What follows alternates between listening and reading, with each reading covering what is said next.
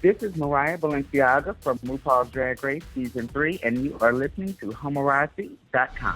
RuPaul's Drag Race. Start your engines. Drag Race.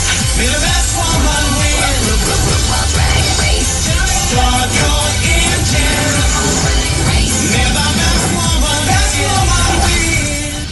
Hi, Mariah. How you doing? I'm doing good. How are you doing? I'm doing excellent. Thank you so much for taking the time out to talk to me today. I'm very excited to talk to you. You were one of my absolute favorite contestants this year.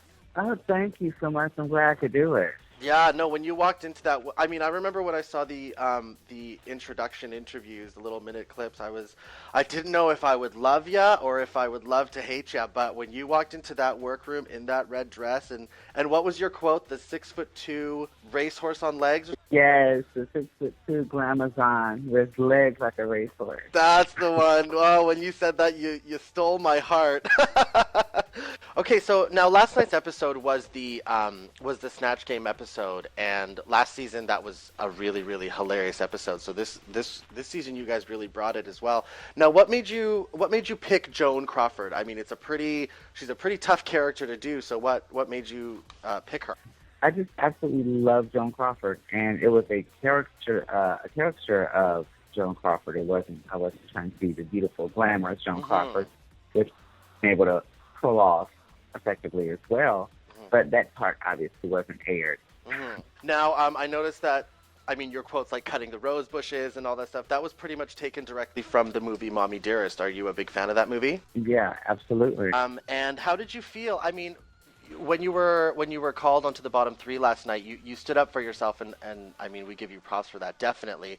Now, did you feel that, give us a little bit more, how did you feel when they called you down in the bottom three? Irritated because they're wanting something I know that I'm not going to be able to deliver for that competition, and that's to allow drag to be comical, not me not being funny, because obviously there's some of the shit that comes out of my mouth. Now, if you had chosen someone else, I mean, a lot of people, when you were on the runway, a lot of the judges were saying that you were giving us a lot of Vanessa Williams. I mean, especially in that first week when you came out in your Christmas gray. Do you think that if you did another character like Vanessa Williams or something else, it would have ended up differently?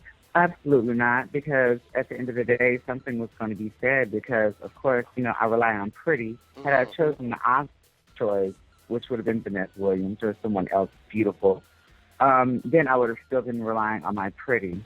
Now, who did you feel was your biggest competition after you went into the workroom that first day and then the first couple of weeks? Who did you feel was your biggest competition? Yara. Yeah? Yara Sophia, yeah. Now, why is that? Because she's self-sufficient. She can do her own hair. She paints her ass off. She makes her own clothes. She's creative. She's sexy. She has a wonderful body, and she's an absolute sweetheart. Yeah. Now, did you get along with her really well this season? Was she one of the ones that you clicked with the most? Yes, absolutely. She was so funny. As a matter of fact, every time I would get ready to, lose it, I would just look at her, she would just be being herself, and I would just fall out laughing. She really helped me keep my sanity.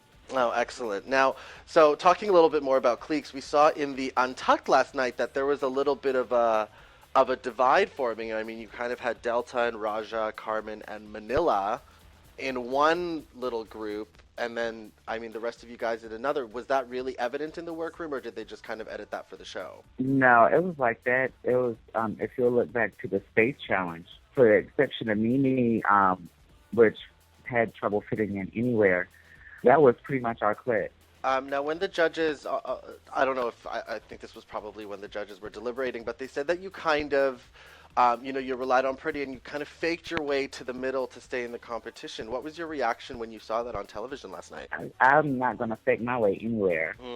It's just that simple. The other girls may be used to it, or that's how they get by, but there's no need for me to fake my way to get anywhere. Right. Okay, now, where can we get a little bit more of information from you? Do you have a website or a Facebook page? Oh, absolutely.